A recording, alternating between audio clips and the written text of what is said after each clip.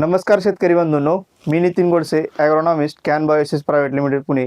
तर आज आपण बीड जिल्ह्यातील काजाळा या गावामध्ये आहोत. तर आपल्या समवेत श्री तात्यासाहेब डोंगरे हे शेतकरी आहेत. तर आपण त्यांच्या कलिंगडच्या प्लॉटवरती आलेलो आहे.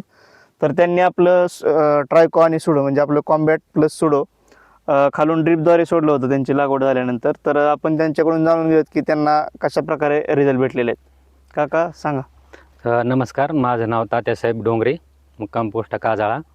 मी सुरुवातीला मेलवडीची लागवड केली आणि त्याची सुरुवातीला ड्रिचिंग घेतली ट्रायकोसोडची. एकदम रिझल्ट चांगला आला. हे बघू शकता तुम्ही, एक कुठं मर नाही काय नाही, चांगला बेस्ट रिझल्ट आला त्याचा. ओके, म्हणजे काय मर वगैरे झाले? हा, मर काही नाही, एकदम एक सडक प्लॉट आहे आपला. हो हो. तर प्रत्येक वर्षी वापरता का तुम्ही? हा हो, वापरत होत ना. ओके. हा, आता इकडे बऱ्यापैकी कलिंगड आहे आपल्या भागामध्ये, हा, किंवा आहे ना. खरबूज पण आहेत. हा, तर बऱ्याच बाकी ठिकाणी. शेतकऱ्यांना पण तुम्ही काय सांगू इच्छिता? हा, मी सांगतो मग आता हे अनुभव आलेला आहे माझा याचा. मी शेतकऱ्याला बी सांगतो, तुम्ही हे ट्रायकोसोडाची जी म्हणजे वापर आहे तुम्ही, हा हा म्हणजे रिझल्ट चांगला आहे याचा. म्हणजे- पुढं मर होत नाही काय नाही, व्यवस्थित एकदम सब सारखे हे जाते झाडाची संख्या ती. ओके.